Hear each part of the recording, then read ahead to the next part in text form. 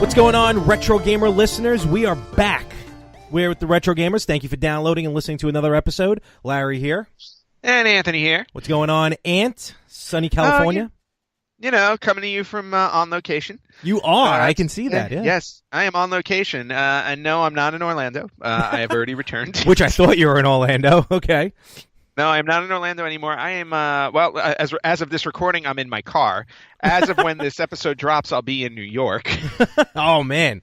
Sweet. Now, are you physically driving? The people need to know.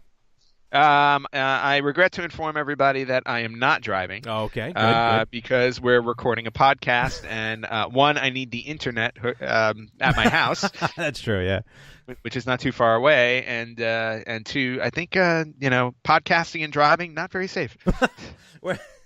Well, I'm the one recording and doing all the editing. It's okay. You just have to talk. All right, then let me start the car. Varum. Yes, no, you're gonna. And we have Thanksgiving coming up. That's right. Turkey Day is upon us. I can't wait. I can't wait to spend Thanksgiving at Terminal 5 at JFK International Airport. That's gonna be fun. Right. You're flying to Florida. Yeah. Me and my family are flying down to Florida for a family wedding, and we're actually leaving on Thanksgiving evening. Well, I think Thanksgiving Day might be a lighter travel day, I would think. We actually, to be honest with you, with the way the airfare was, and I don't even think, to be honest with you, I don't think there was a flight until the evening. Now that I think about it. All right, so then maybe not. You're screwed. Yeah. It was like, honestly, I'm $79 to fly out of JFK on Thanksgiving. You can't beat it. Okay. No, that's pretty awesome. Yeah. And but Thanksgiving week is the busiest travel week of the year. Well, the Wednesday is going to be terrible. Yeah, it's busier than Christmas. Yep. So it's going to be bonkers. And I'll be honest with you, I'm not looking forward to my flight on Sunday, which at this point I will have already flown. So allow me to preemptively and at the same time post-emptively complain. I will assume that the flight was crowded, that people were obnoxious, that there is at least one screaming baby, and that I got off the plane absolutely haggard and exhausted. Yeah, that's 6 hours, man. Must be a grind with a crying baby on board. Yeah, you know what? But babies are babies. I mean, what do you expect? It's like, hey, kid, I know you haven't been in this world too much, but we're going to throw you in a box and we're going to fly at 30,000 feet and see how you feel. Got to put them down in storage like the Muppets. Yes, well, yeah, that would be good. But I'll be honest with you. Sometimes I see babies that take to flights better than adults. So. This is very true, actually. My cousin's kid actually did really good when he was like 6 or 7 months old, I think, and he said not a peep out of him. Well, that's what the beauty of television screens can do sometimes, or colors, or just a little rum in the bottle. Yeah, that's how we were raised, and God damn it, that's how we're gonna raise our kids. Exactly. I actually took on Wednesday. I was in Orlando last week for a whole 36 hours, and I took a flight back. When I took my flight back, I get in my seat, and thankfully they upgraded me to business class. Oh, excuse me.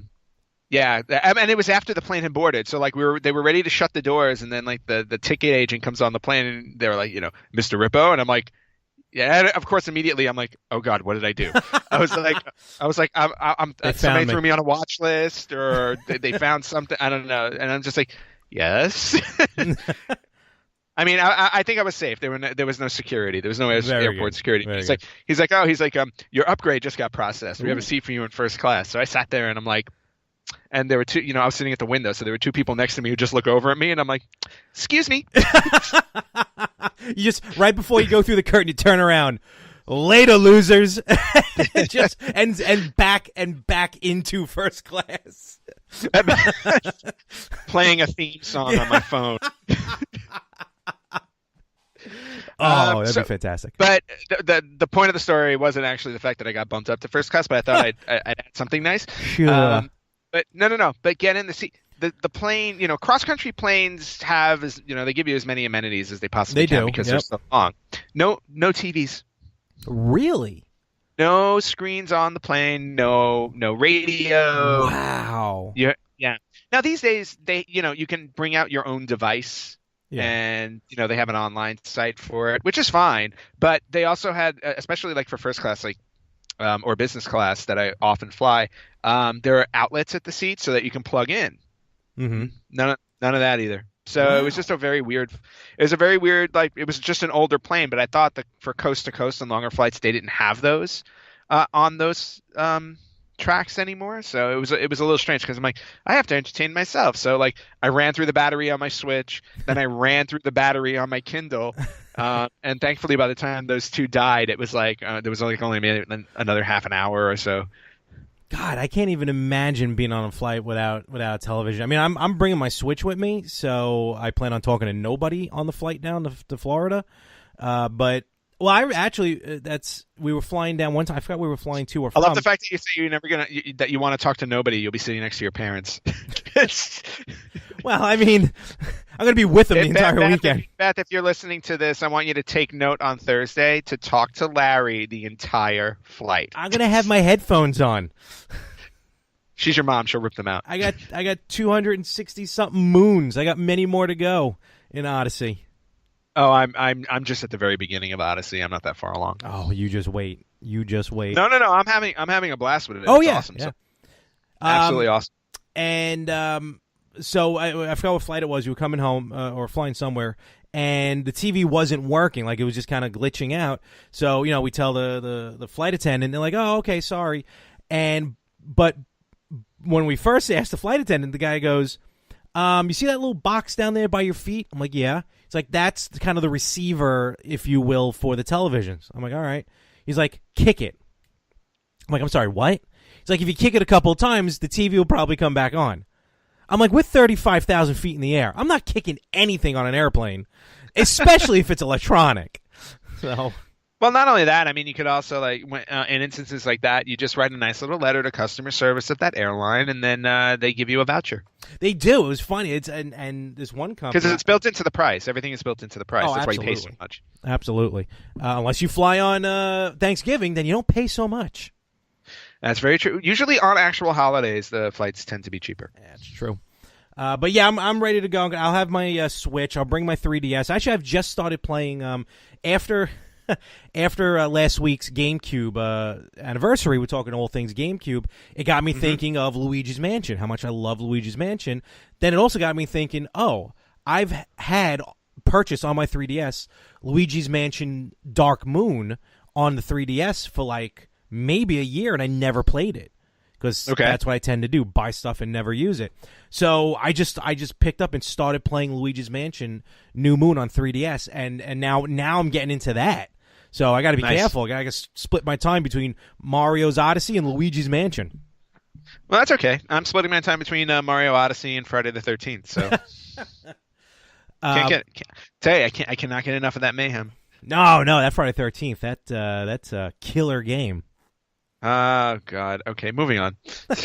Speaking of killer, you want to talk about something that killed the mood, at least for me. A trailer dropped, and I'm very upset at it. Yes, it did. So... Yeah. You never get upset at trailers. Well, actually, of late, I kind of do.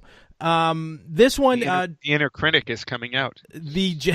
Forget about it. I'm so particular, especially in this situation. And if you listen to me and Anthony, we've done crossovers with Josh over at Victims and Villains. One of the first ones we did was actually about Power Rangers.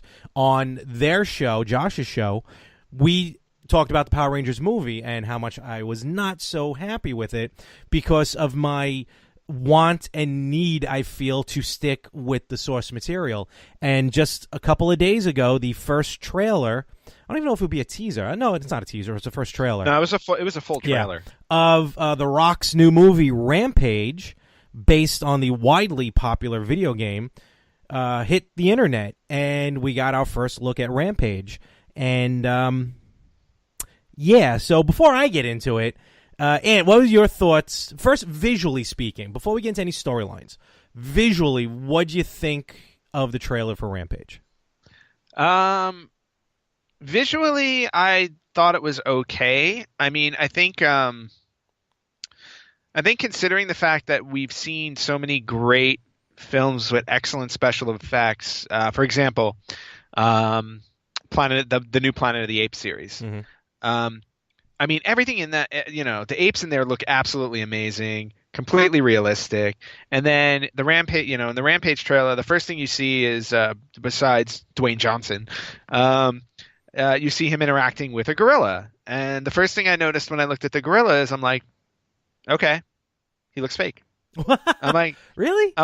yeah, I wasn't buying the look, and I get it because they're trying to make him look like I mean, He's a silverback gorilla. right, it's a silverback gorilla. So just watching it, I'm looking at different pieces, different scenes, and I'm like, yeah, I'm not so sure. Wow. Okay. And yeah, and then we get to there's a chase scene with the wolf in the forest. Ralph. Yep. Yep, Ralph, and he comes, Ralph the wolf.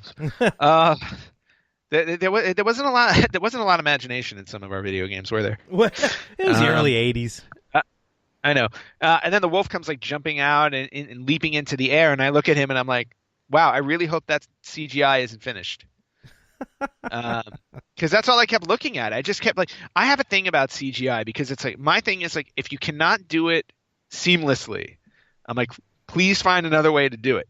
Okay. Which was my sole complaint about the movie Stephen King's It. I was like, the CGI, like the movie was great, the CGI in it was so terrible. Let me ask you a question about that. Is that because you're out there in Hollywood and you kind of you're aware of the movie magic?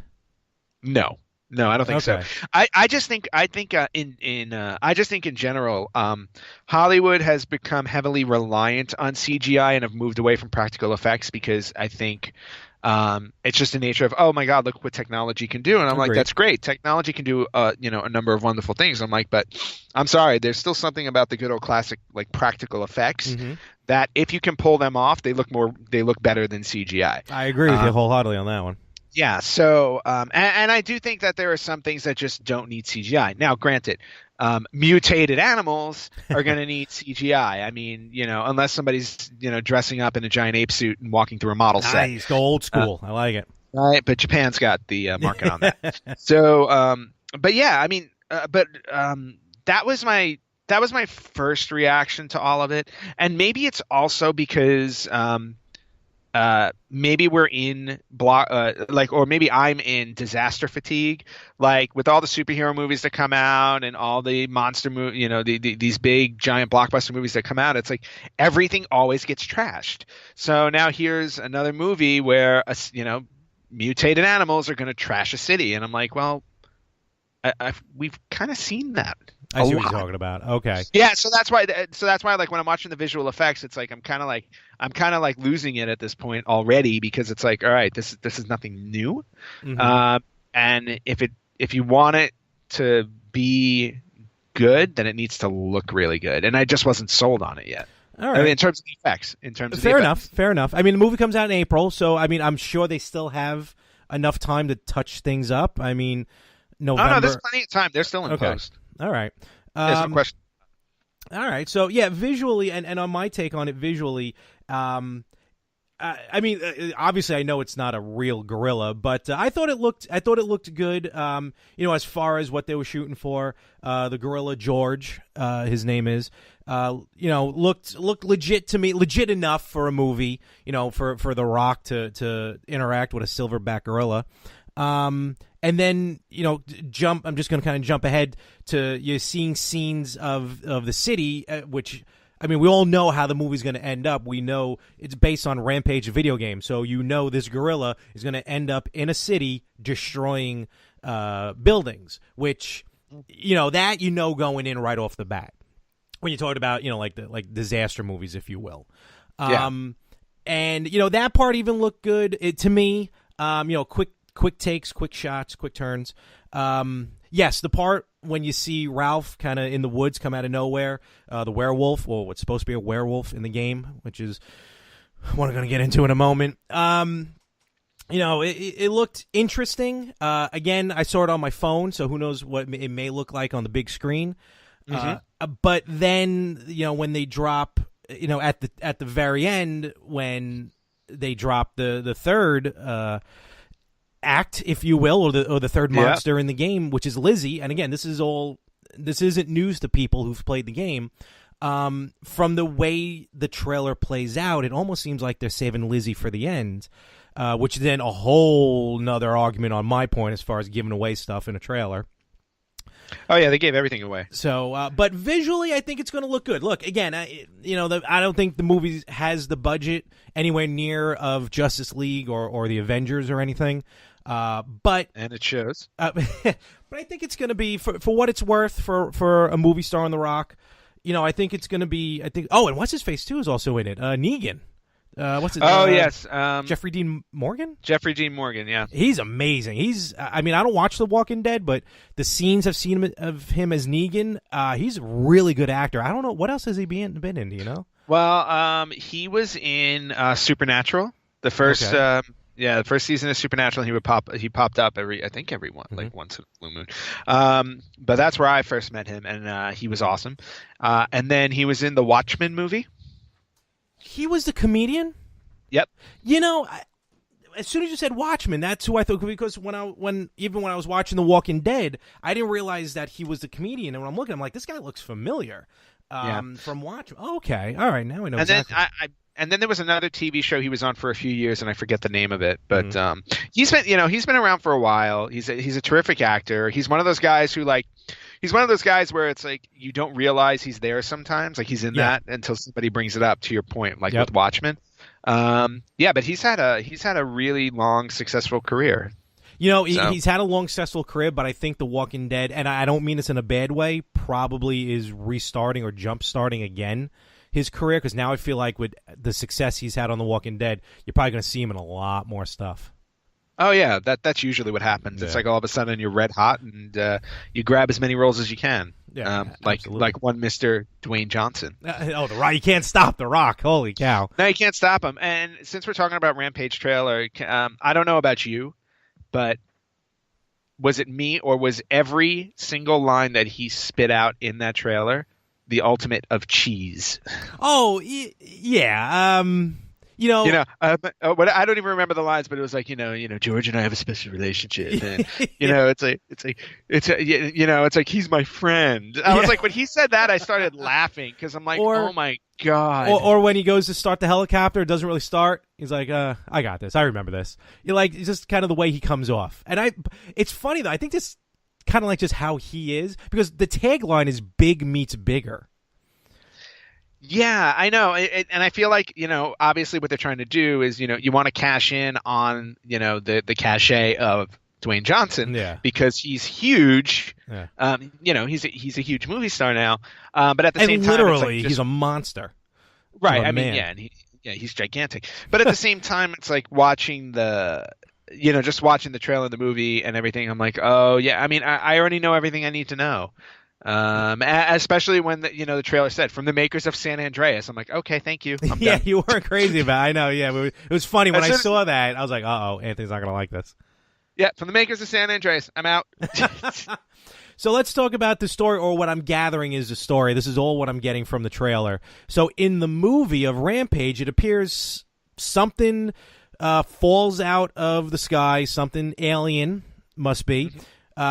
Well, back up even a little bit. The Rock, I'm assuming, is playing some sort of either zoologist or someone studying gorillas, is what I'm assuming.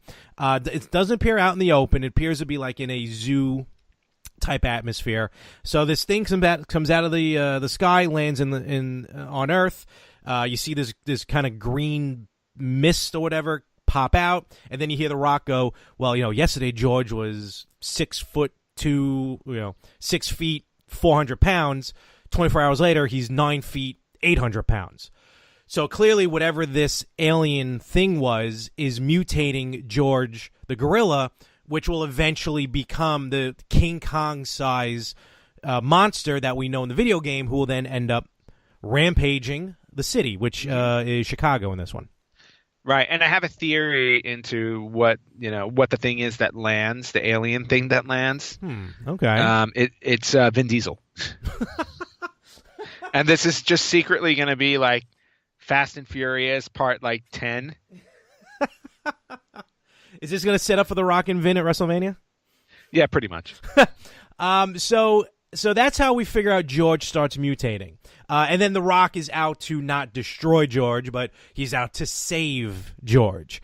And then they don't really explain how it about, but then all of a sudden Ralph shows up, who's the wolf, the werewolf. They're in the middle of the woods. And then that's like you mentioned earlier, he just kind of just bolts across the screen, leaping at something. And then they continue with the trailer, and you can all watch this, online. It's 2 minutes, probably 2.5 minutes. We'll post it on our page absolutely. if you want to check it out. Absolutely. And then, you get to the part now they're in the city. George and Ralph are just running amok in the city. And at this point, it's like there's probably maybe 30 seconds left in the trailer, at which point I went, where's Lizzie? Because there's a giant lizard in the game. So I'm like, what is this? Then all of a sudden, much like out of 1998 Godzilla, yeah. That's exactly what I thought of, too. Me too, I was like, oh, good, the Matthew Broderick Godzilla. Yep. This is perfect. You just see this the water just moving and this mass underneath. And then what really, really upset me is when The Rock goes, oh, just what I was thinking. Just what we need, a giant crocodile.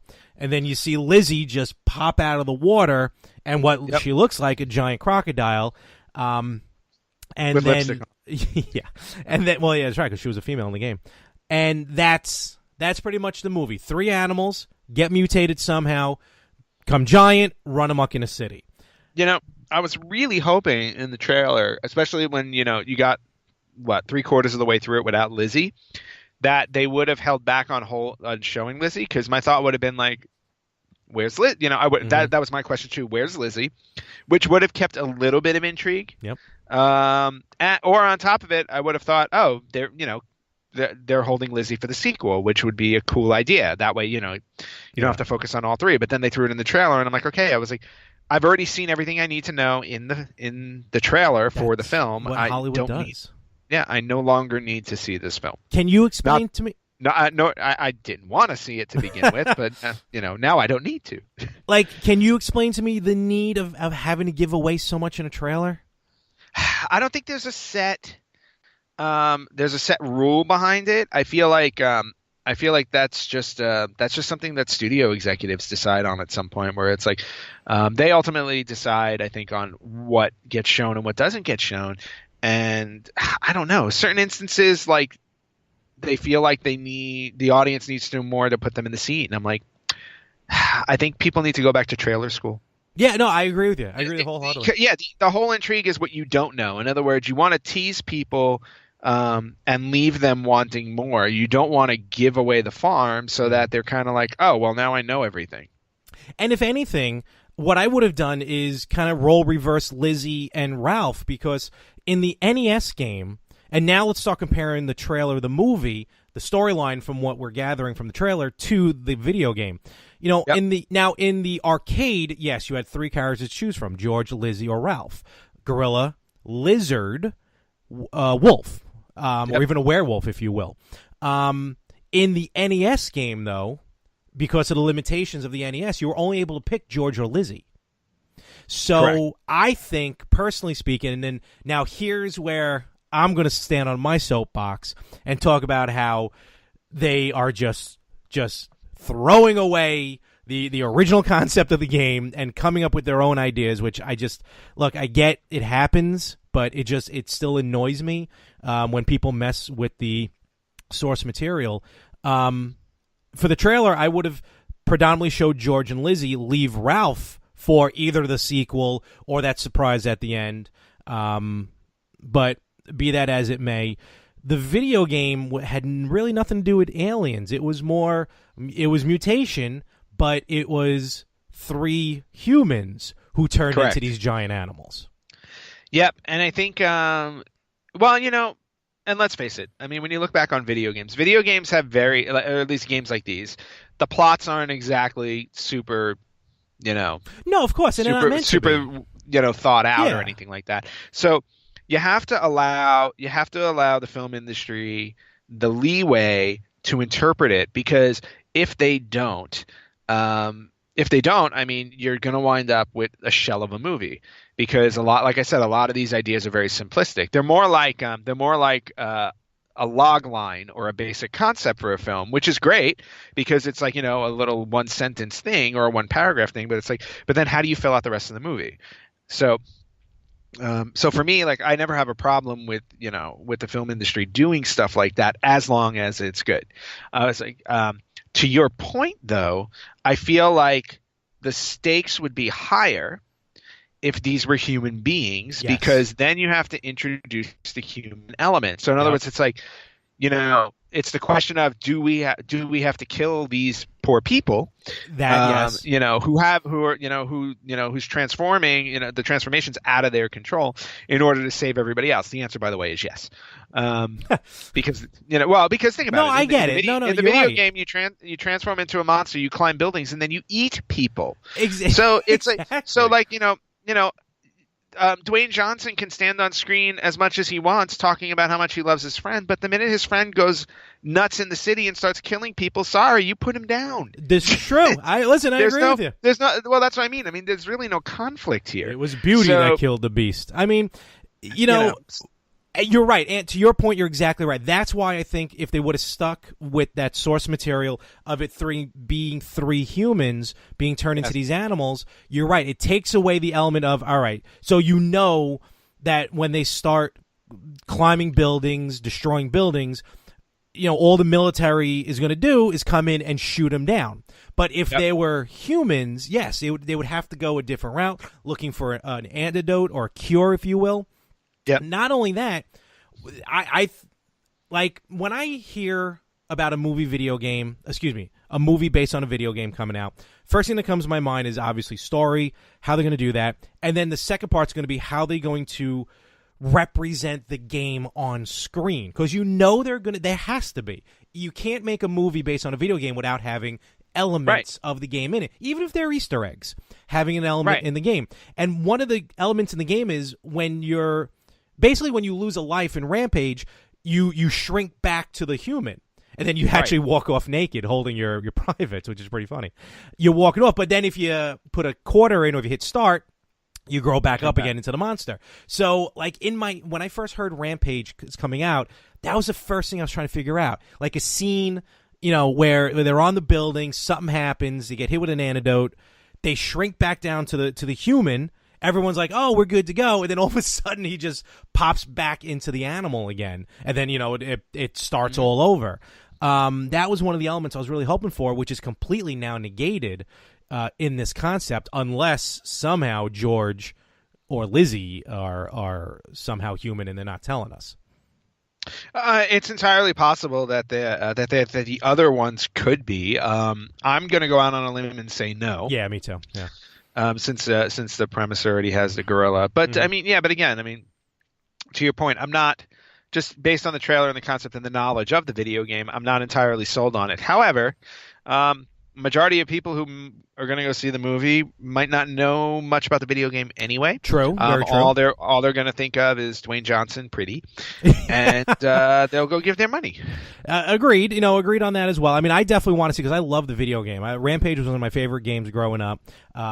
Rampage World Tour on N64, I think, is one of the best N64 games that were out there. Yeah, that game was fantastic. Absolutely. But then it just makes me think about all the other, all the other monster video games, and we know that just to segue a little bit, or to the Super Famicom this week is celebrating its 30th anniversary. There you go. Happy birthday, Super Famicom. So yes, happy anniversary, Super Famicom, which one of the best systems ever put out on the market.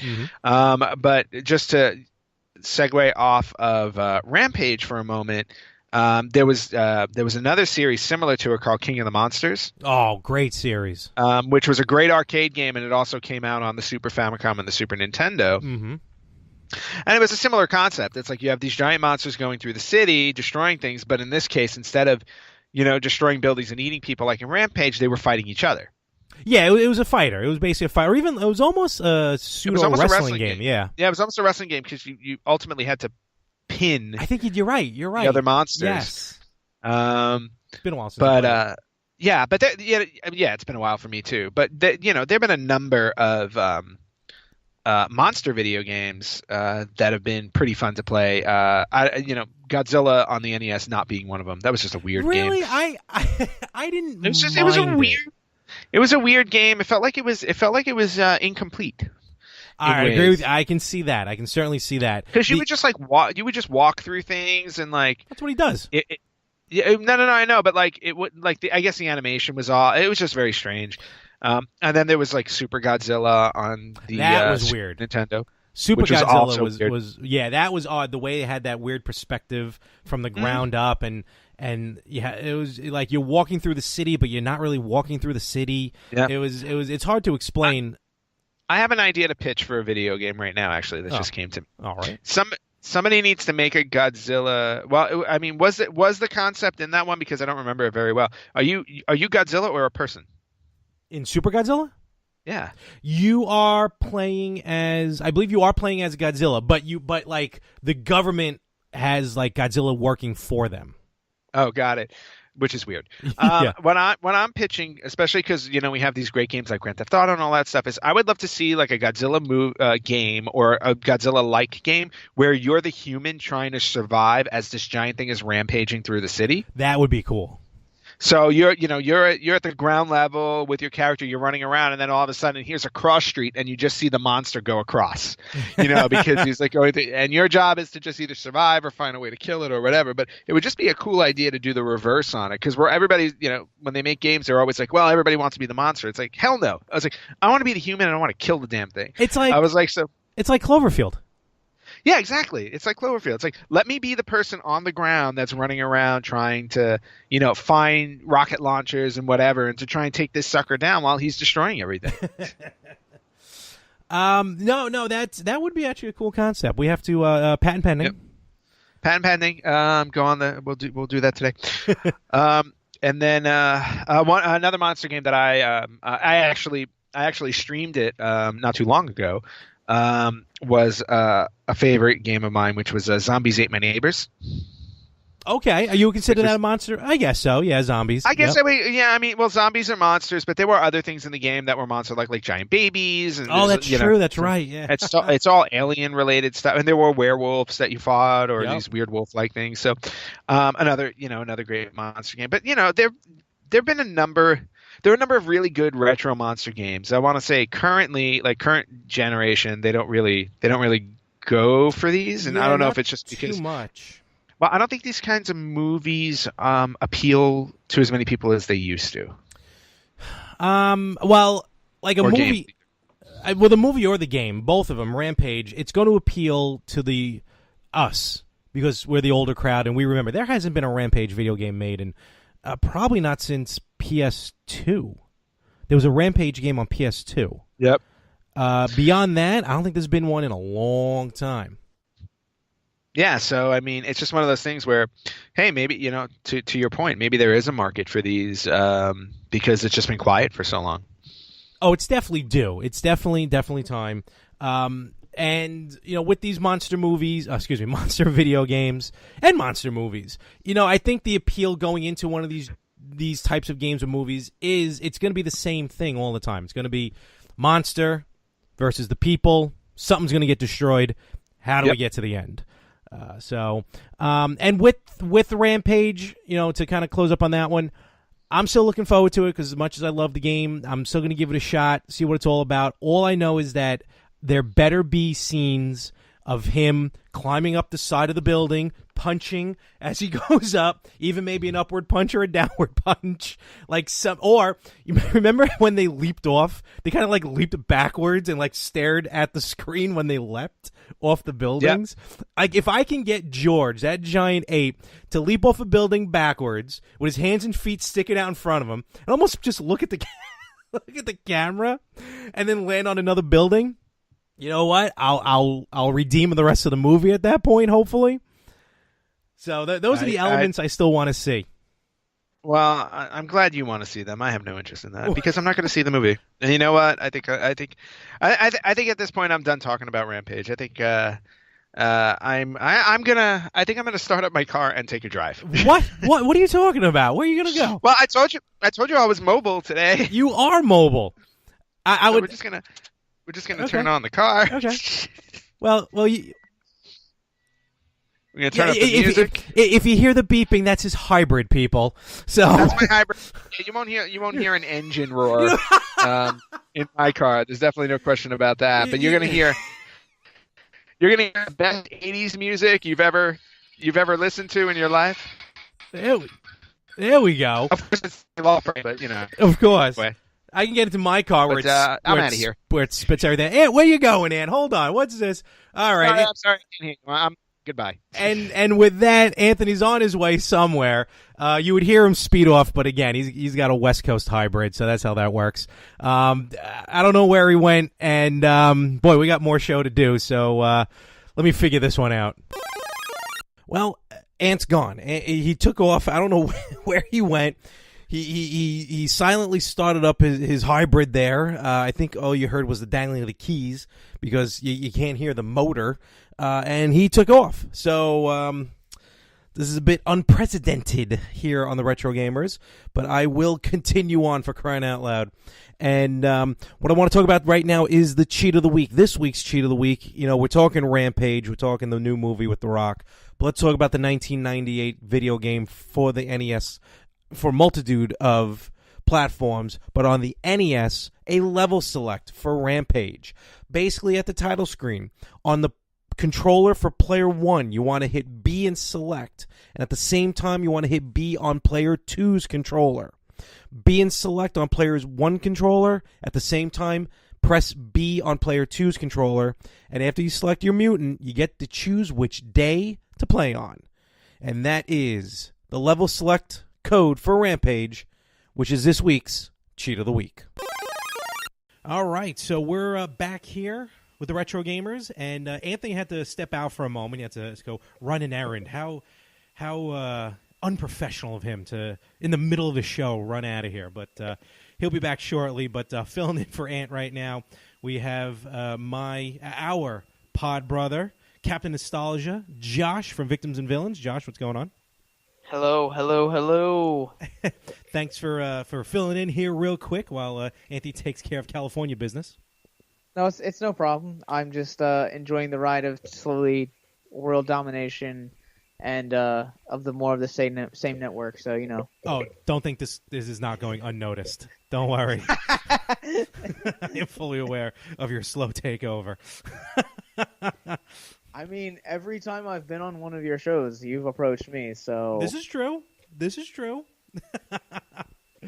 So, actually, I'm having you on here right now because I think this is also a little bit as well in your wheelhouse, where on Victims and Villains, you do a lot of talk about with nerd culture and movies, and we had kind of I would say a bombshell that was dropped literally a little while ago, if not maybe within the last 24 hours. No, actually today.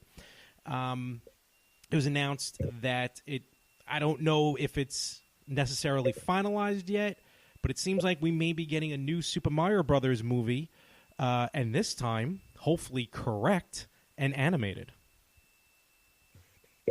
what's wrong? You don't like John Leguizamo as Mario? You know what? If he had an Italian accent like that, I wouldn't have minded too much more. I don't remember the other guy's name, so I can't speak to that guy. Bob Hoskins. Yeah, that guy. Yeah.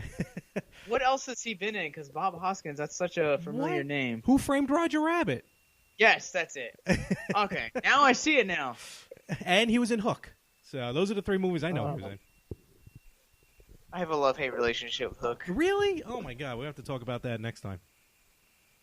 So let me ask you this. How much do you remember of the 1993 live-action Super Mario Brothers? Gonna be honest. That's what I'm expecting. Never, ever saw it, and didn't even know it existed till maybe like 5 years ago. I think I was in like a Walmart or Big Lots, and I saw the DVD. I was like, what is this? And everyone I've ever asked about it has told me not to watch it, and I've listened to every last one of those people. Well, I'm going to tell you to watch it one day because it's an experience. We all have to, every once in a while, you just got to watch a bad movie. Kind of cleanses the palate. and Super Mario Brothers is going to fit in that.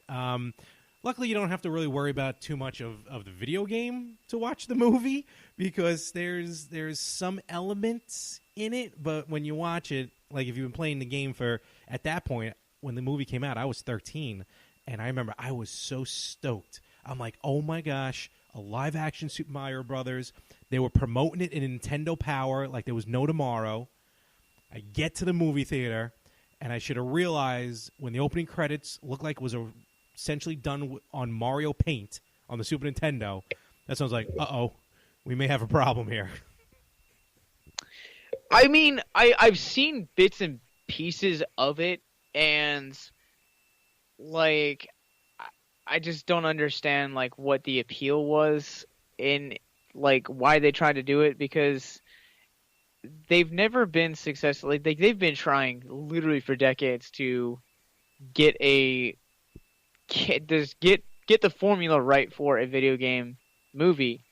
Yet to do it. I mean, you talk about this era. You also that was 93, 92 or 93 that Super Mario Brothers was released, and following that, a couple years later, you had Double Dragon, and after that, you also had Mortal Kombat, and a couple years after that, you had the sequel Mortal Kombat. Mortal Kombat the first one's not that bad of a film, but the second one's god awful. Yeah, no, you're right. I liked the first one. I thought the first one was really, really good look, not Oscar worthy, but for what it's worth, I thought it was really good. Yeah, the second one, I think with Mortal Kombat Annihilation, they were just throwing characters in for the sake of throwing them in. But yeah, the history of video game movies, you want to talk Alone in the Dark, House of the Dead, Silent Hill. Oh, Silent Hill. First one wasn't. It's tolerable. What was that second one? I forgot what the second one was. It was probably called 3D or something like that.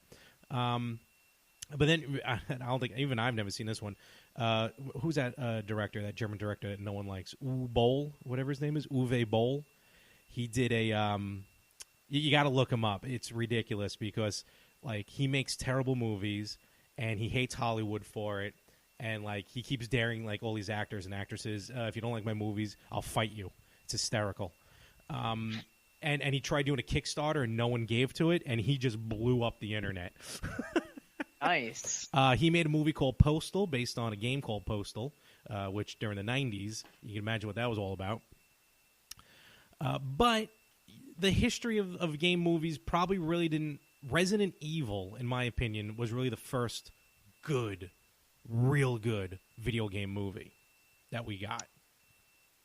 That I will not give you, because as I made very clear the first time I ever appeared on Retro Gamers, still to this day, like I still think that the best video game that came first and that was successful, and that's I think underappreciated, is the Lara Croft Tomb Raider with Angelina Jolie.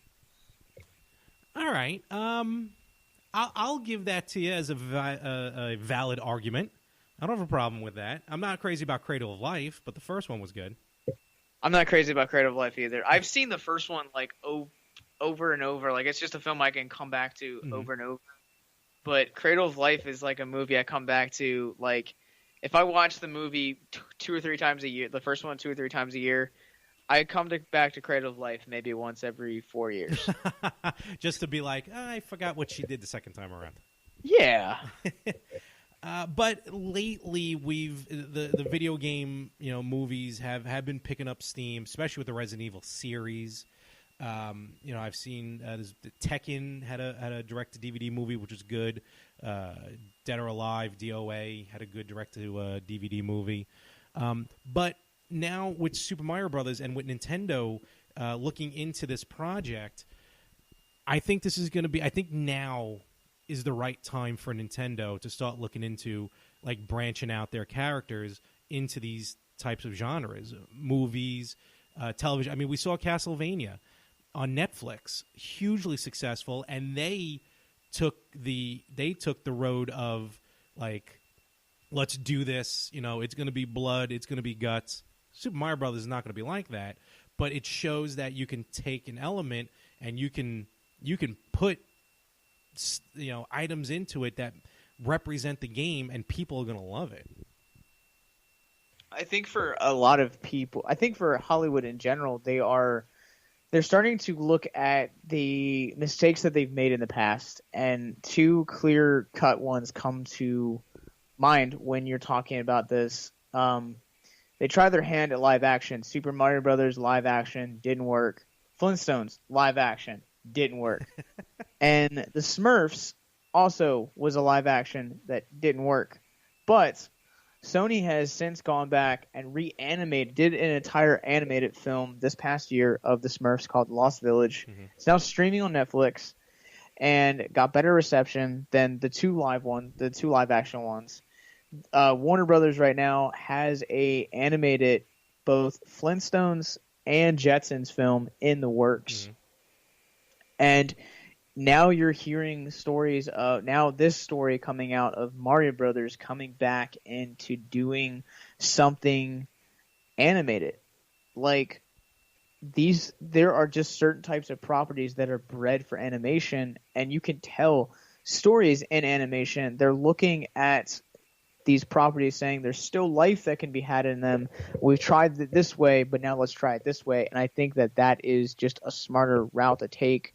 And you can be more faithful to the creature. And like when we did the Castlevania crossover, there's so much more with animation that you can do. And Mario is such a fantastical world that there are just certain elements of certain mediums that don't translate well to live action.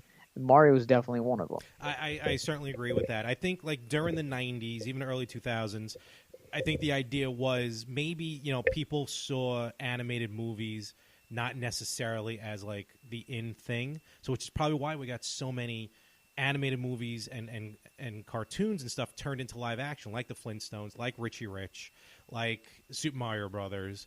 But now I think that I feel like animation is almost now accepted in mainstream as far as this isn't just a kid's thing anymore, which is probably because the generation when we were younger is now older and we're pretty much in charge. So we're like, yeah, there's nothing wrong with animation. What they have, the new Starship Troopers, new movie was animated. They're talking about a new animated Transformers, based in the Michael Bay world, which I don't know. But with Super Mario Brothers and with Nintendo, you're exactly right. There is a lot more you can do and get away with, and I don't mean that in a bad way or in an adult way. I think there's more you can get away with animation, especially with these characters, because I would much rather see Bowser, King Koopa, in that animated giant lizard form that he is, as opposed to Dennis Hopper in the animated movie, which just didn't make sense. No, I totally agree. Movie, but I think that now we're also getting into an age where obviously you saw this last year with the NES Classic. Now you have parents that are wanting to introduce their kids to things that they grew up on, and the market's ripe for that right now. Like, there was so much anticipation around the SNES Classic that you don't have to carry everything over. Look, if you get, yes, I do. Yeah, I like it.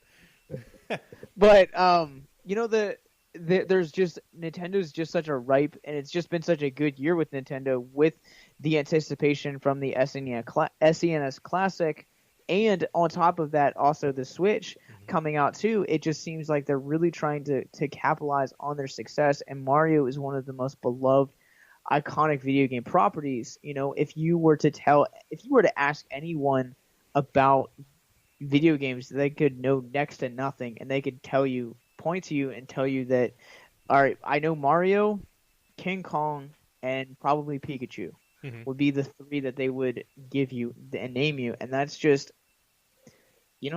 that's just proof right there of how iconic he's been. And we're also in an age right now where animation movies aren't just for kids anymore. You've had things like The Simpsons and Family Guy and South Park completely change the way that we've looked at animation in the last 20 years, for one, and for two, a lot of these animated movies are written really smartly. I remember my wife and I watched Inside Out last year, Okay. and just seeing that film for the first time, there are so many adult like references in that and innuendos that as a parent you're laughing and your kid's laughing, but you're laughing for two separate reasons, and that just makes for smart writing. And the people that they're getting, if this goes through, I am beyond excited for this property because it's Illumination Entertainment. Yep. Illumination has done fantastic works. They have done the Despicable Me movies. Minions was not that great of a movie, but Despicable Me was. Hop was a great movie. Secret Life of Pets is a hilarious film, and they've proven that they can take really great properties and run with it. So, properties that nobody's really ever heard of. So I think that doing a iconic property like Mario, like Luigi, and the world of Princess Peach and Bowser, like I want to see what they could do with this world. Absolutely, and I would dare to say Illumination. Next, if Disney is the king of animated movies and franchises, Illuminations is nipping on their heels. You're right. They really haven't even. I saw Minions. You're right. It wasn't as good as Despicable Me. I haven't seen the third Despicable Me yet, but even Minions is still entertaining. Like just clips. You know what I mean? Because it's still the Minions, and everyone loves the Minions. It would be interesting. As far as I'm trying to think, I don't think Illuminations have done a movie that wasn't like an original concept. So this may be the first time, and you may correct me on that. They have not. Okay. They have not done something that is not been original, unless you want to count the Easter Bunny. Yeah.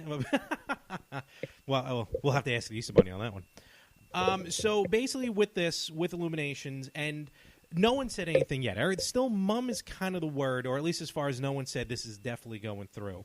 But first and foremost, Nintendo's already picked the right group to do this with Illuminations. Nintendo now, after the debacle of the live Super Mario Brothers movie, and then even like maybe with some of the television shows, the Link cartoon back in the 80s, it's entertaining now because of how bad it is. But I think Nintendo, they're not just going to give they never really truly give their property over to anything. Because when they do, it doesn't work out well. Whether it's a Super Mario Brothers movie, whether it's the Mario or the Zelda games for the Philips CDI, which are terrible games, truly awful games. I think Nintendo's definitely keeping their foot in the door as far as their creative role. I think it's almost maybe like, and you can comment on this a little better than I can, when the Marvel movies, when the Marvel Universe started rolling out in the movies, Disney had it, but Marvel kind of they control, they put their input into it. When the Marvel movies actually started, they were actually distributed by Paramount, so Paramount actually had the say. I forgot about that. You're right. I apologize. Disney picked it up later, but still, it was more like Paramount was making it, but Marvel was like, "Look, here's how it's gonna go." Like they didn't just hand the reins over. That I don't really know like all the behind the scenes stuff with that, but I think that this is. Let me ask you this. Okay. Because I feel like if they would have visited this idea in the early 2000s, DreamWorks would have been the perfect studio for this. Now, with everyone now going, and it's everybody and their mothers now trying to create a universe, whether you're talking Dark Universe with Universal, the Universal Monsters, the DC EU with the DC Batman and Superman and Wonder Woman. Then you also have Transformers with Paramount and the Hasbro universe or whatever they're trying to create over there. Everyone is trying to create a universe. Do you think that this is going to be a film that's going to be profitable Yes. for the studio? Yes.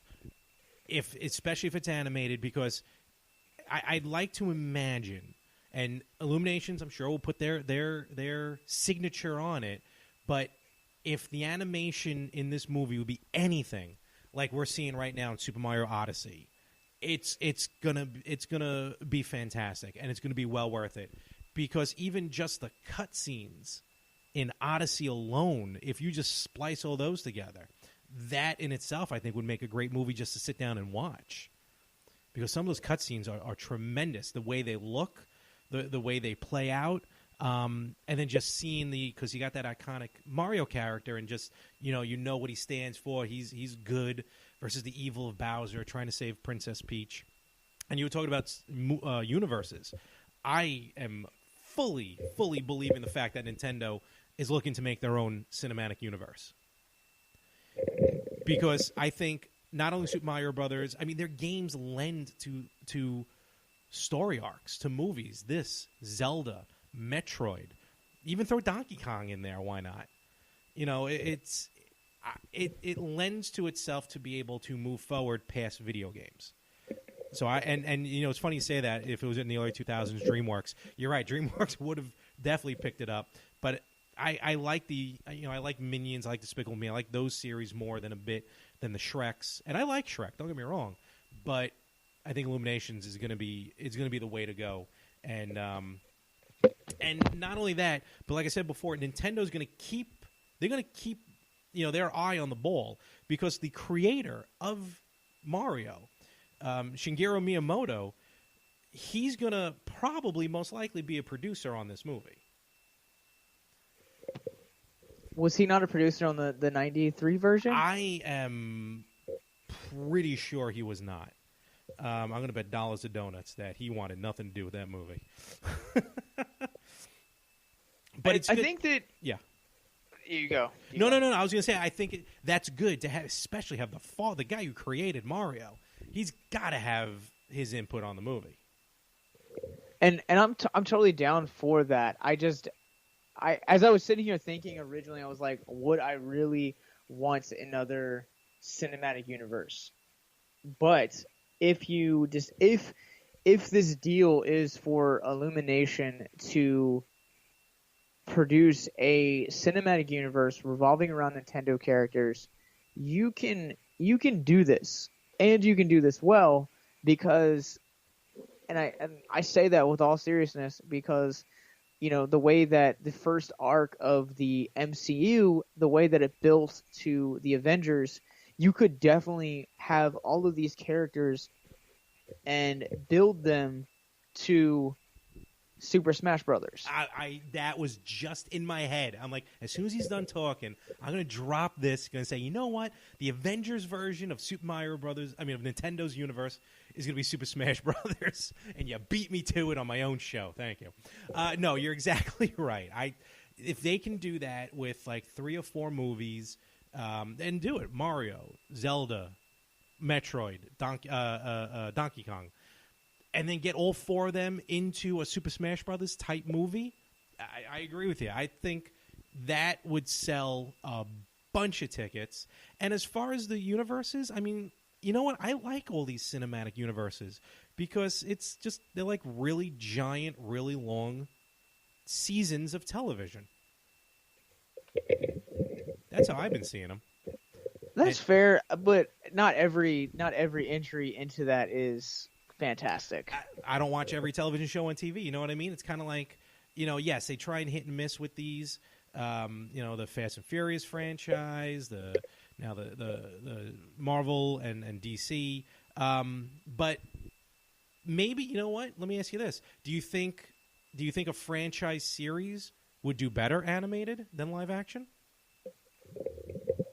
Is that a different mindset? A franchise series over, like, as in doing television, or as in... No, like all animated movies versus all live action movies. Oh, yeah, and that it would be the first of its kind as well. True. Like, there is nothing...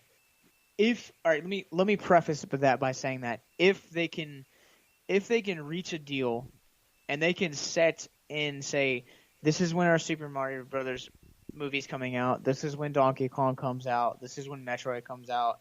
And this is the ending. These are the first 5 movies that we're going to set in a new cinematic universe. If they can do that, they will be the first animated studio to do a probably extremely successful film franchise that's all animated and that's all universe based and that has roots and just a fan base. But I say that to say this is that Nickelodeon was actually already at work on a universe based crossover film with Aro Monsters, Wild Thornberrys, Rugrats, and a couple other like 90s films or 90s properties. So if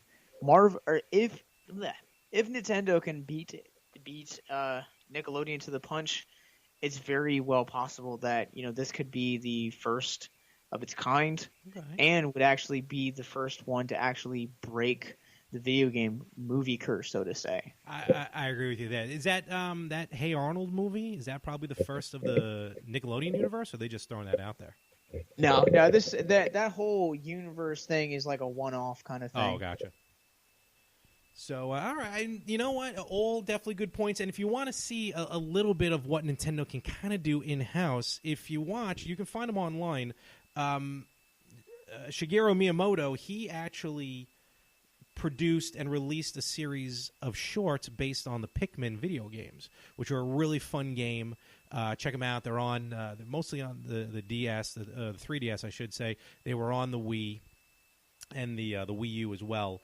And they're very short. They're maybe like 5-6 minutes. They kind of meant to take advantage of the 3D of the 3DS, but they're fun to watch just on its own. So, that gives you a little basis of what can be done for a Nintendo movie. And like I said as well, if you watch all these cutscenes from Zelda, from Metroid, and these are the main properties in my opinion. That's why I keep going back to them. In Super Mario Odyssey right now, the talent is there, and with that extra push from a company like Illumination, I think there's no stopping Nintendo. This may very well be almost like the next Star Wars franchise as far as the magnitude that it can have on culture. I could see that. Yep. I think the only thing that I would like to see from say Super Mario Brothers does enter into a franchise, and even if it doesn't, I feel like the world of Mario is already rich enough. You have so many great storylines that have been told, so many great storylines that can be yet to be explored, that you can definitely make a great one-off movie or a trilogy of films or just a entire universe based around Mario characters.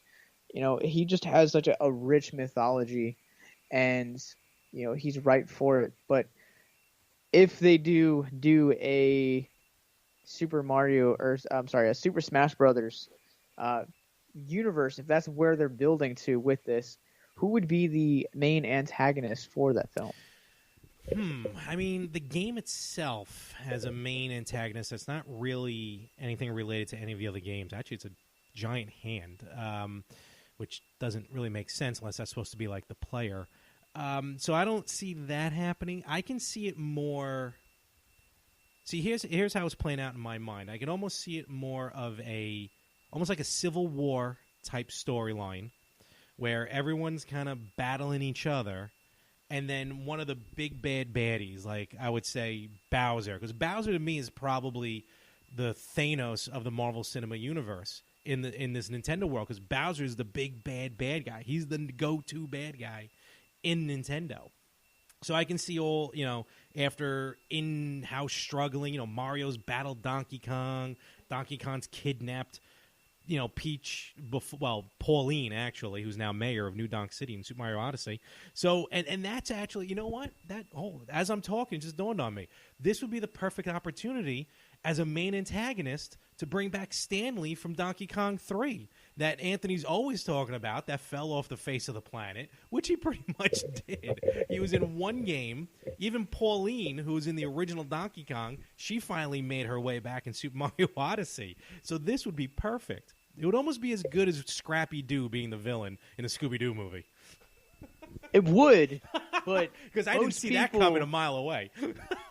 Most people knew Scrappy Doo before going into Scooby Doo because he had been associated with that for. But here, Stanley, I think probably people would be like, who's that? At first, but then, then he could talk about his backstory, almost like what's his name from the Turbo, whatever it was from Wreck-It Ralph. Like you give that backstory, like, yeah, I was in the game, I was in Donkey Kong 3, I was the star of that game, and then it just all fell apart. And they can show scenes. It would be, you know how funny it would be with the animation of Illumination, that gorgeous computer 3D animation, and then they cut to 8-bit NES Donkey Kong 3 to tell the rest of the story for Stanley. Or keep him 8-bit. I'm okay with that. All right. Now that you sold me on that. Sweet. I love it. So I'm going to be selling tickets soon. So basically, Illumination, the talks are several movies, but right now I think the only one really on the table right now would be one movie, which would be Super Mario Brothers. Time will tell. There's really nothing else to this right now. But Nintendo's keeping busy. Now that they're looking to branch out, now that they're not so, after being burnt so many times, they're willing to really branch out from the consoles. They got a theme park in the works. Actually, they got one over in Japan through Universal, I think it is. A big giant Super Mario Brothers or Nintendo theme park.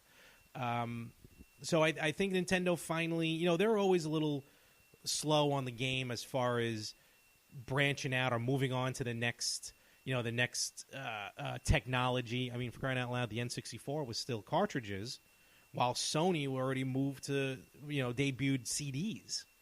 And, Nintendo's always trying to do their own thing, but it's really good to see that they're thinking ahead. They're thinking of other options as far as branching out their characters, and maybe even those who don't have a Switch or those who aren't into video games or can't even afford video games, they can still enjoy these properties by going to the movies.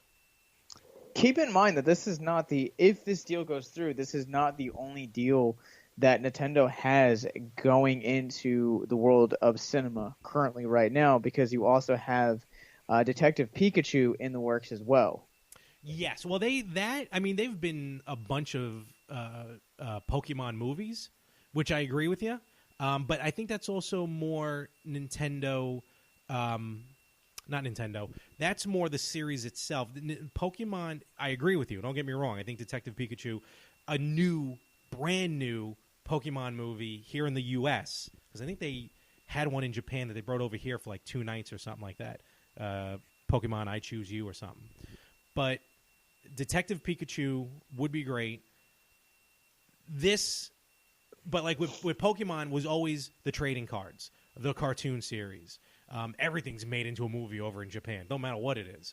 So that'd be cool. Actually bring Pikachu into, we were talking about everything else. I didn't even mention Pokemon as a major series in Nintendo.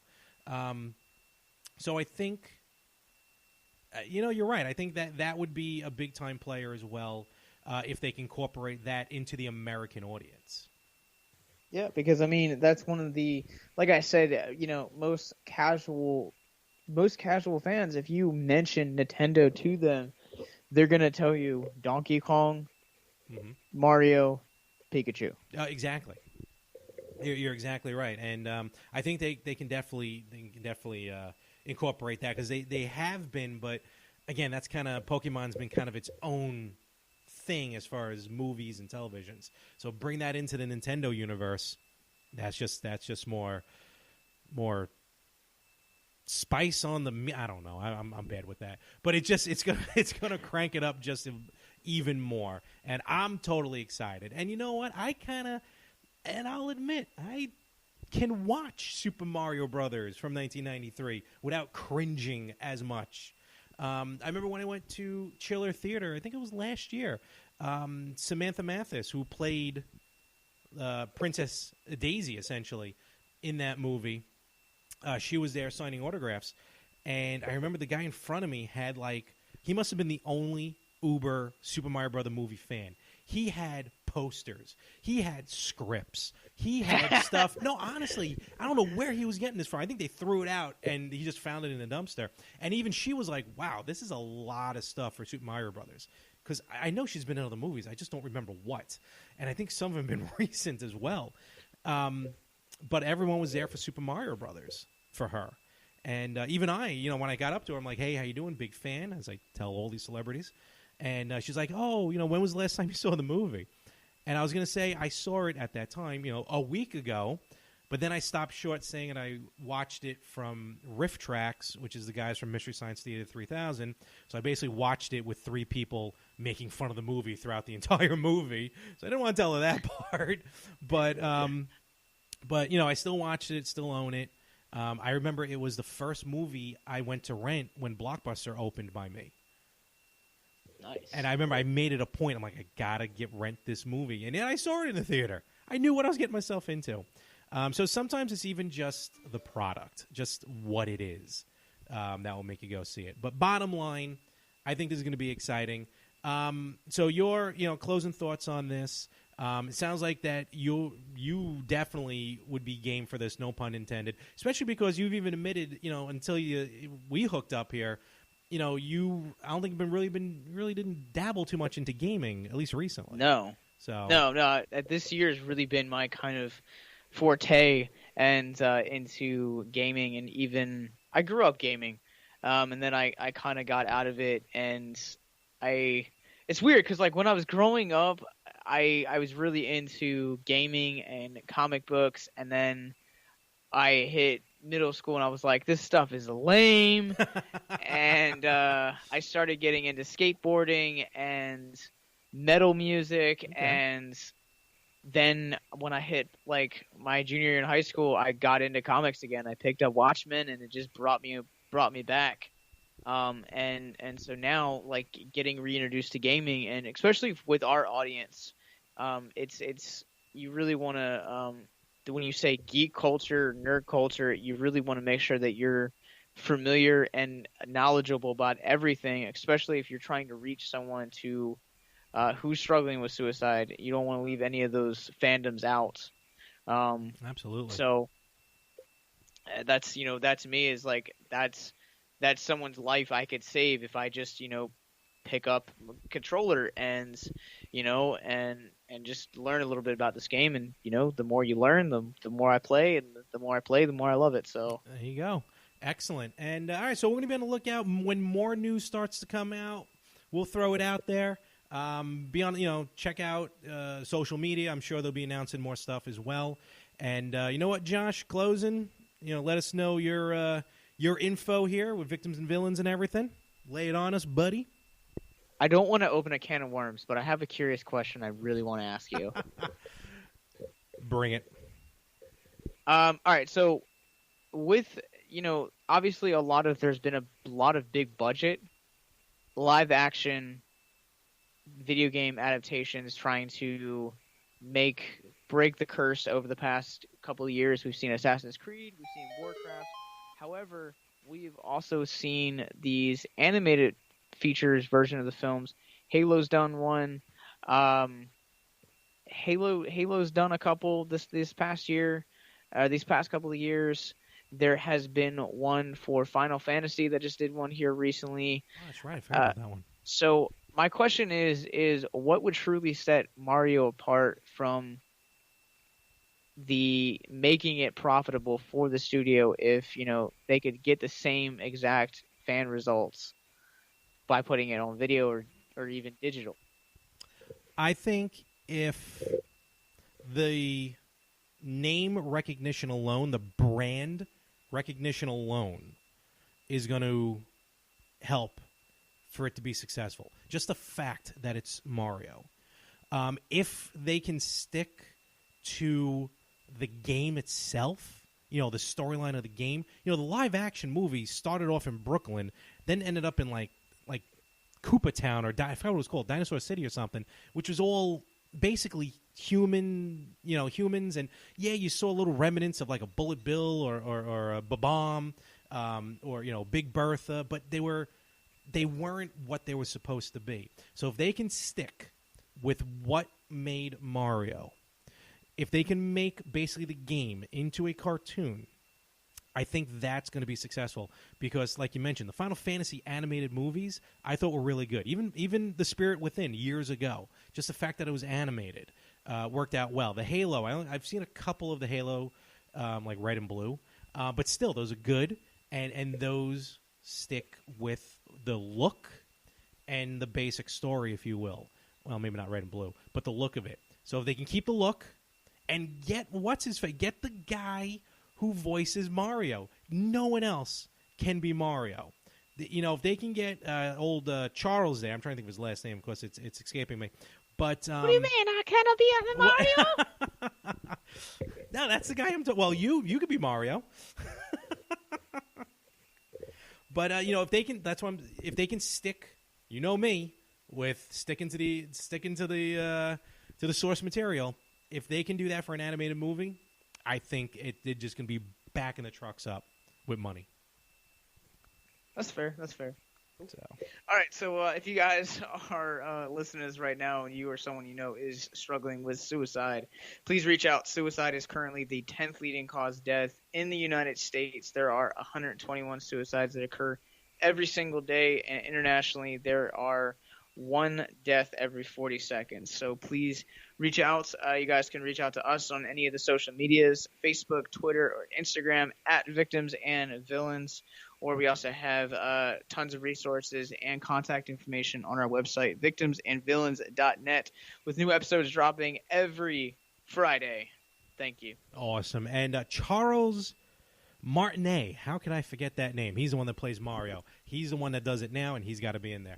Josh, thank you very much. You check out Victims and Villains, like you said. Check out the PS Midnight Cast as well. These guys are doing great stuff, great work, suicide prevention, making the awareness out there. Josh, as always, you help out tremendously because of the rudeness of Anthony having to leave the studio for something. Still trying to figure that one out. And truly appreciate it, Josh, especially for last-minute notice here. No, it's no problem. I know where Anthony is, by the way. Uh-oh. Where is he? Look, I didn't want to say this on the air, but he decided to do some late Halloween, decided to dress up as Princess Peach, got caught by Donkey Kong, and he's in the Donkey Kong right now, so you have to go save him. You know what? In L.A., that wouldn't shock me. So, all right, folks, we'll be back in a few moments with the rest of the Retro Gamers. Hey, Larry, I'm back. Where have you been? I went to get a haircut. 2 bits? No, it costs more than that. I needed a break. We were talking about that Rampage movie, and that trailer just pissed me off so much, and I didn't want to talk anymore. I thought I was going to be the one being upset. Here I am. You take off. I had to go record to a different studio, which is why I sound a little different when I'm recording with Josh. I figured I'd come back here to pick my stuff up. And then you finally decide to come back. Thank you. Then I called you back. So, because, sometimes you have to blow off a little bit of steam. Plus I also know that you can't do the show without me because I am the show. So I wanted to come back. Mr. First class upgrade. Yep, that's me. Anthony, first class upgrade, Rippo. And I also came back because I thought I needed to do this week's wacky retro game. I love doing these segments, by the way, because it enables me to search out all these weird ass games, and there are many. And since we've been talking about monster games and crappy trailers for monster movies, I decided to find a very weird and wacky retro monster game. So this game is called Dancing Monster. Ooh. What? Okay. Dancing Monster. It was created for the Commodore 64 back in 1983. Oh, wow. Yep. So the idea behind this game is A beautiful princess has been turned into an ugly monster by an evil wizard. And to make matters worse, she's been made to dance forever in this single-screen first-person perspective game. You have vowed to help her by removing her hideous body parts piece by piece as she dances around the screen. I was going to say, for a minute, it sounded like Shrek. It might have been.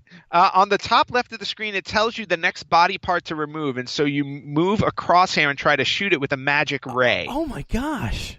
A clock counts up, and you have to remove all the parts before it reaches a certain time. There's also a gauge that decreases if you don't fire before it empties, and then the game's over. If you shoot your ray too many times without hitting the correct part, then a new part reappears. Like a starfish. So if you look at the game online, it literally is an ugly brown screen with this disgusting monster on it that never stops dancing. And that is all that you see for the entire game. Is an ugly purple monster dancing across a screen, and you're shooting body parts off of it.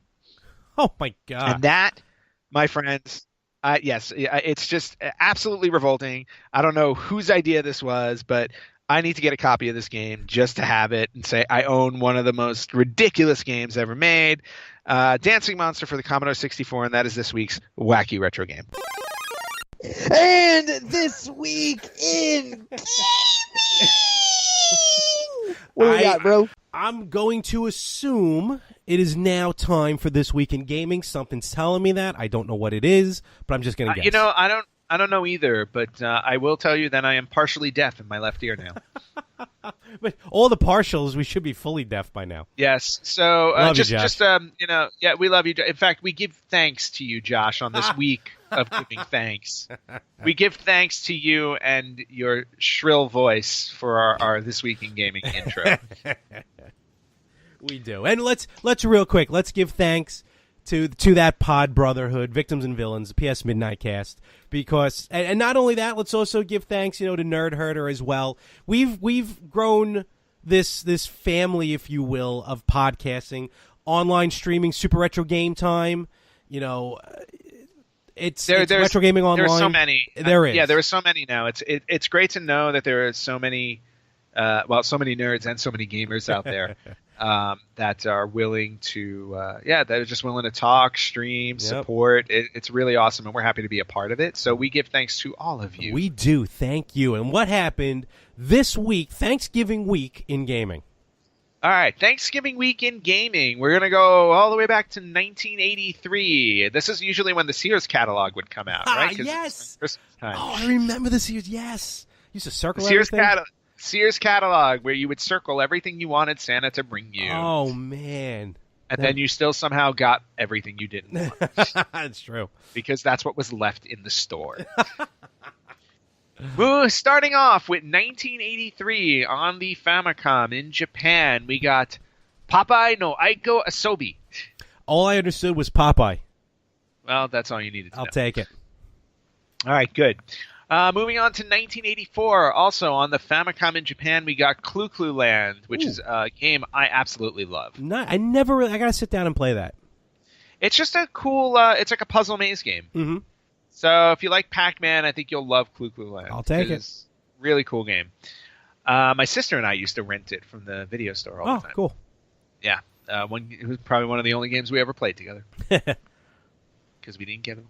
Moving on to 1985 on the Famicom in Japan, we got Pac-Land.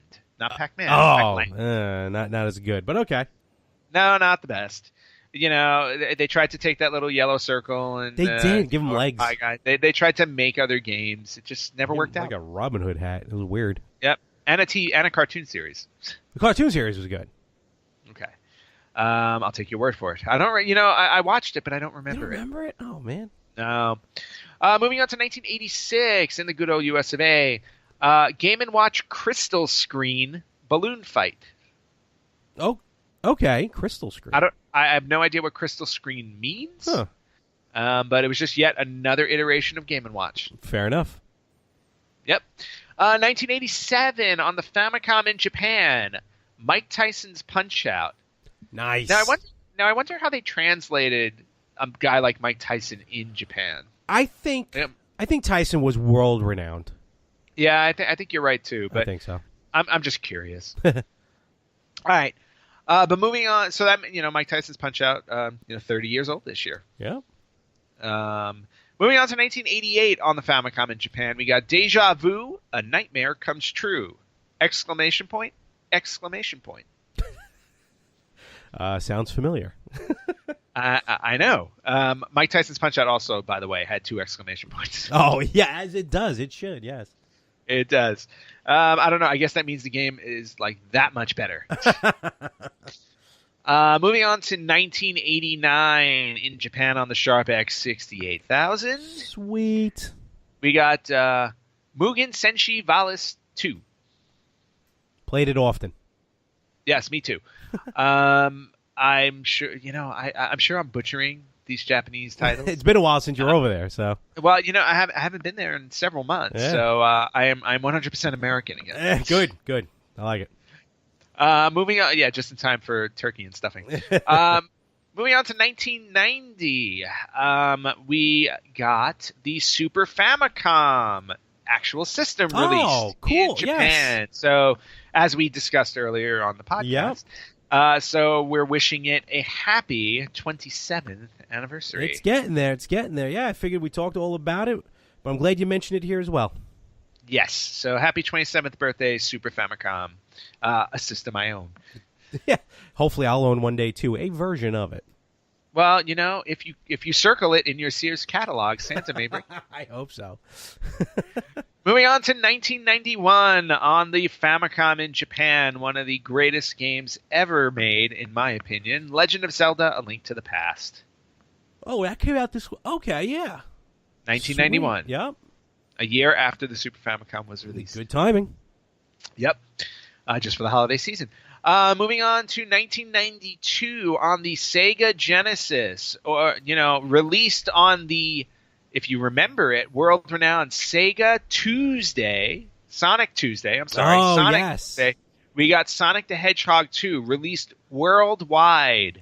Yeah, it's not often you saw that happening.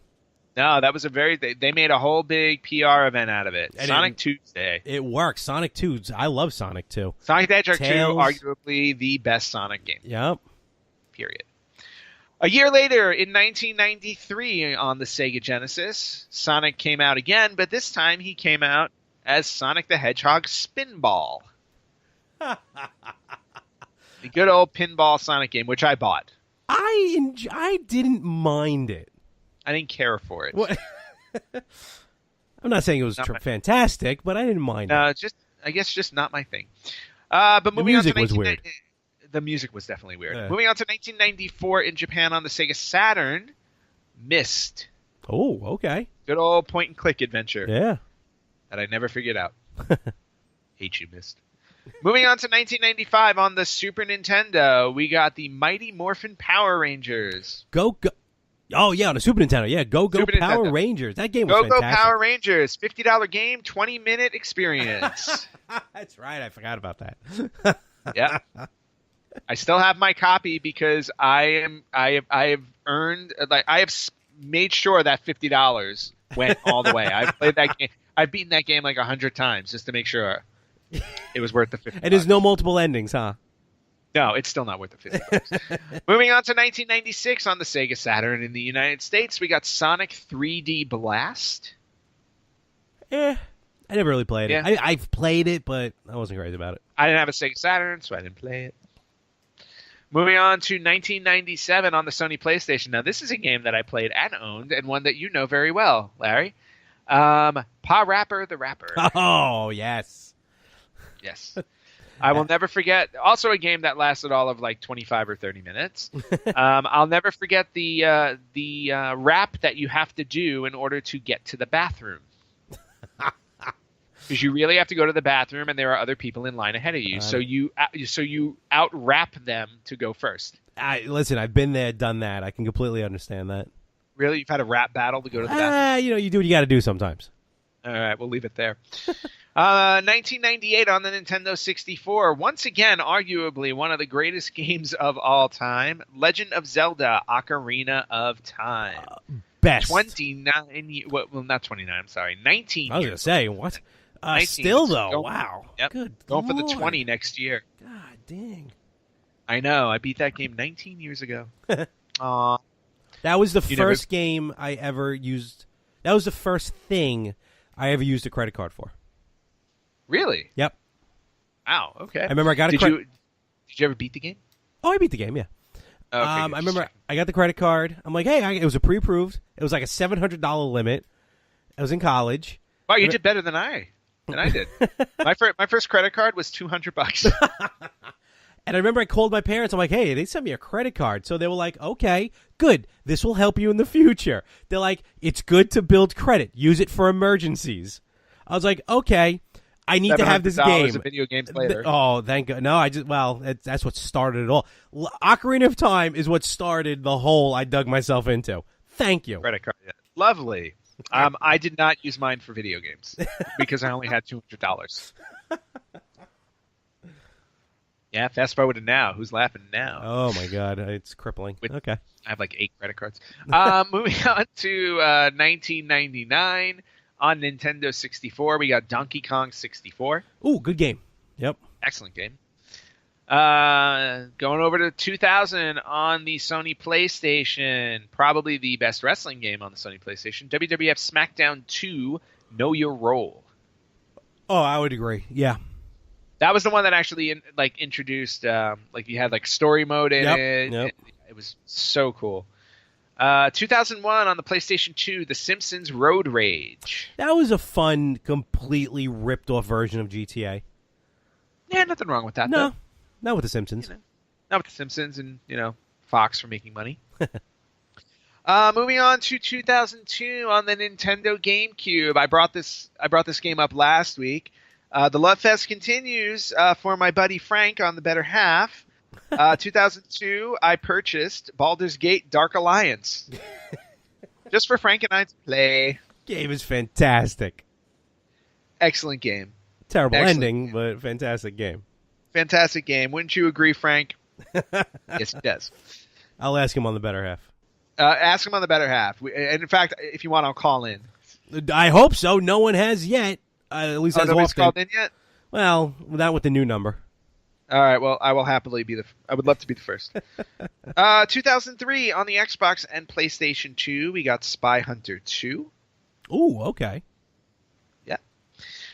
In 2004, we got now we're getting into consoles. Okay. In 2004, what was that? 13 years ago, lucky 13. It is the 13th birthday of the Nintendo DS. Yes, the DS was fantastic handheld. Nintendo really hasn't. Let me rephrase this. Nintendo's does very well most of the time with their handhelds. What do you mean most of the time? And wait. Something that means that there was a mistake made somewhere in their history. I never said mistake. No, you know what? I mean, well, okay, fine. Failure. There are sometimes failures in every company's history. And in the terms of Nintendo and their handheld systems, I believe, Larry, you are inferring that there was a failure. Well, technically, that wasn't a handheld. Well, then what was it?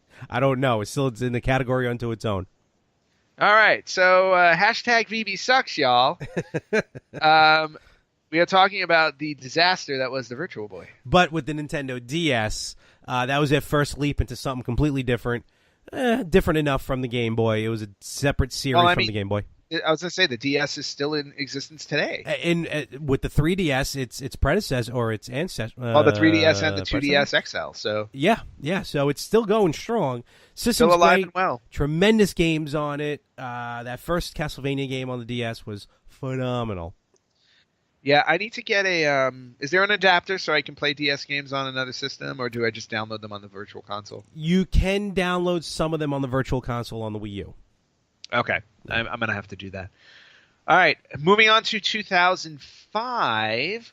Again, from Microsoft Studios, we got the Xbox 360. So the Xbox 360 is now 12 years old. Wow, really? I thought it was a little older than that. No, definitely not. Don't forget the Xbox. No, I know. The Xbox came out. I believe the Xbox was in market for like 5 years before. Okay. 360 came out. And 12 years later, people are still playing the 360. We're still getting games for it, even though the absolutely. Xbox One has been out for a little while. Well, you got that backwards capability, so. Exactly. And we're going to finish off with 2006, like we always do, because this is when the next-gen system started to come out. Nintendo released the Nintendo Wii in 2006, so 11 years ago. All right. This is this week, last week, like you mentioned before, that holiday time starts to kick in November. Oh yeah, this is the time when Black Friday is upon us. Yes. Parents are beating each other up to get those systems for their kids. So true. Or their adult children. Or themselves. Or themselves. The Wii did appeal to all families. It sure did. We would like parents to play. and children. I was. It was funny. I was the only stalwart. I did not want it. I waited online for a long time for it. Nope, did not. I ordered it on Amazon in August this year. First Wii I've ever owned. And how's that working out for you? I have. It's broken. But not Virtual Boy broken. Aw. Just regular. It's fixable. All right. Anything else, no, that's it for this week in gaming. All right, and with that being said, I think we'll get ready to close it up. We both got to get ready for Turkey Day. Yes, I have my stretch pants ready to go. But about first thing, this is going to be a very, very special Thanksgiving for me. I am kicking something off of my bucket list. I am going to be a balloon handler in the Macy's Thanksgiving Day Parade on Thursday. Yeah, you mentioned that last week, and that's going to be awesome, man. And with the days coming close, I bet I can't even imagine how excited you are. No, I'm super excited for it, and I'm even more excited because everybody's going to see me on TV because it'll be my balloon that winds up getting let go and flown out into the ether. Well, make sure you and your sister are holding on to the same balloon. That's a good point. Well, actually, knowing us, we'll get into an argument and start fighting, and that'll be what winds up on television. Like right in front of Macy's. Like right in front of Macy's. You're doing it wrong. No, you're doing it wrong. Just drop the rope and start fighting. Or she'll just see someone she knows and just run off. Just let go of the balloon and run. Well, no, not only that. Thank God it's 2017 and not like 1988, because if we were in the same parade as New Kids on the Block, she's forget about it. Yes, she would drop that balloon so fast and run to that float. I mean, look, don't get me wrong. I love you. Which would actually be entertaining, because then we'd actually get to see during the Macy's Thanksgiving Day Parade somebody get tackled by the police. But I mean, I love your sister, I truly do. But it would just be hysterical. She'd be like, "Oh wait, I gotta get something in Macy's. I'll be right back." And just walk right in and just start shopping for something. And you're there holding a balloon. I've always wanted to see somebody like run up during the Rockettes, during the Rockettes moment, and just like start kicking with them. Oh man, love you, Laurie. Don't worry, you're gonna do good. But so no, extra special Thanksgiving Day for me. Super pumped about it. Good. And then, of course, we didn't mention this at all on the podcast, but the day after Thanksgiving is probably one of the biggest video game shopping days of the year. No, you're it's right. Friday. You're Black right. Friday. And there are a ton of new games that are on sale. I think South Park Fractured But Whole is going to be $30. Okay. WWE 2K18, I believe, is going to be. I already bought it, so there we go on that one. Well, see, I always like October and November releases. I always wait till Black Friday because they take so much money off of them. You told me to buy WWE 2K18. For which platform? I thought we both pre-ordered it for PlayStation 4. No, I said Xbox One. Actually, I did buy for Xbox One. Okay, good. Which is fine. You just have to wait like a few more days before I have it. Have a little patience, for God's sake. I'm gonna have no patience. I'm not even gonna be home. I'm gonna have to go shopping down in Florida. Neither am I. I'm going to be in New York, where there's no Xbox One at all. I mean, my mom's got a 360, but that's because I bought it for her. Yeah, I'm going to do most of my shopping digitally, though, because the digital versions usually go drop in price, especially with HD movies as well, like Vudu and iTunes. They'll put a sale on those. That's what I'm looking forward to. Well, I'm also looking forward to seeing if anybody puts, the GameStop retro game sale they had a couple of months ago. Oh, yes. I'm hoping somebody does that up for Black Friday, because there are a lot of retro games that I want to pick up, especially for GameCube. Lots of stuff. So, do you think we'll see NES and SNES classics? On Black Friday, I wouldn't be surprised if they pop up. SNES classics are, from my understanding, are more, they are actually more readily available. Mm-hmm. So I wouldn't be surprised if we see those. I'm not so sure about NES classics. They may be tougher to get a hold of. Well, that's going to be in the summer anyway, so. Yeah, it's going to be in the summer. I wouldn't be surprised if Nintendo surprises with something. Mm-hmm. I'm not gonna. I don't know how much, but in other words, like a website, like a ThinkGeek or something like Yeah. that may get their hands on a handful. That'll disappear in 5 seconds anyway. All right. So, all right, well, excellent. And, with Turkey Day, and again, you and your family have a wonderful Thanksgiving. Oh, also this weekend as well. I mean, unfortunately, I'm not going to be there, but our super fan is actually getting hitched this weekend. That's right. Good. Our number one fan, Frank Messina. Yes. Super congratulations. I'm really looking forward to going to his wedding this weekend. Not to be confused with the better half Frank Messina. This is the super fan Frank Messina, the super fan of the More the Same network, because he's the first guest ever on the Retro Gamers and the first guest ever on the better half. Wow. Okay. So talk about invading our friggin' I just podcast. got to get him on the yin and the yang, and I'm good to go. Yep, but super congratulations to Frank. I'm really to Frankie. I'm looking forward to going to the wedding as well. It's going to be a jam-packed week for me in New York. And none of it will be with gaming, unfortunately. Sometimes we need a break. But Larry, to you and your family also, I wanted to say really quickly, a very, very happy Thanksgiving, even though you're going to be at an airport. Load up on a lot of turkey, so the tryptophan kicks in just as the flight takes off. Ooh, good idea. Good call. We're doing breakfast. I'm going over to my parents real quick in the morning. I'm going to be, at my parents in the morning. I told my mother, turkey bacon, turkey sausage. We're good to go. We're good to go.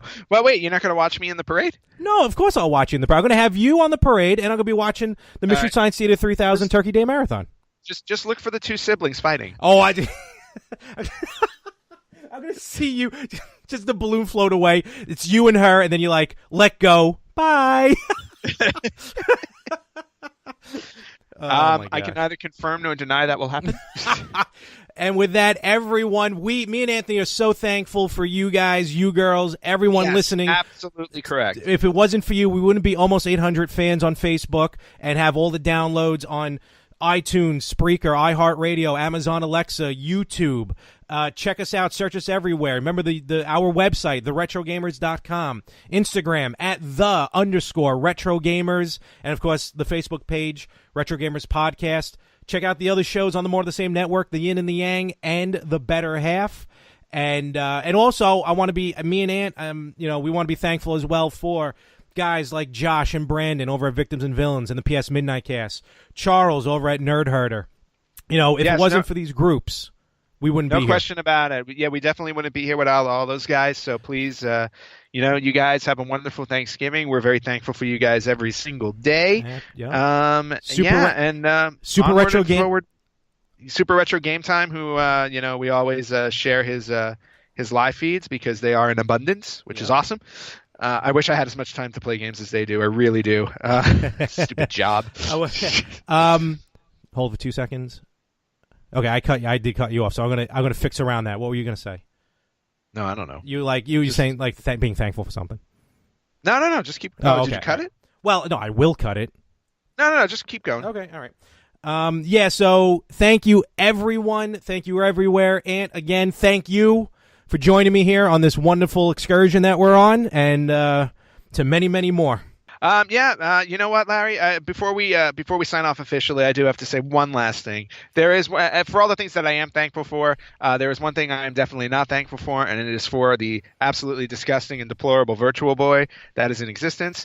I really hope that actually what I am now is I'm thankful for it no longer existing and that you can't find it anywhere. So congratulations, Larry. Have something to chew on Thursday. Take care, everybody.